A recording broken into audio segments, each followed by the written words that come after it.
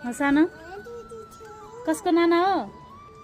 खै हातले धुनुहोस् न खुट्टाले भन्दा नि आफ्नो लुगा आफै धुने किन तिमी ठुलो भइसक्यौ सबै काम गर्छ होइन हो दिनुहोस् न पक्रिदिन्छु ल के गर्नुहुन्छ त हजुरले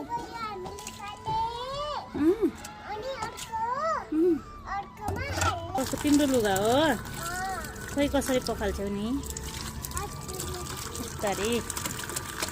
ओहो मम्मीलाई सिकाएको धुन तिमी आफ्नो काम आफै गर्छौ होइन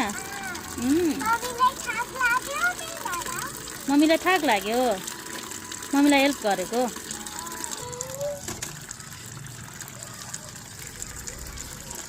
भएन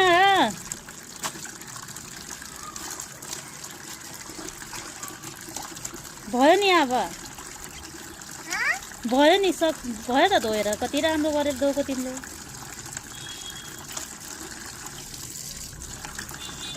नभिज ल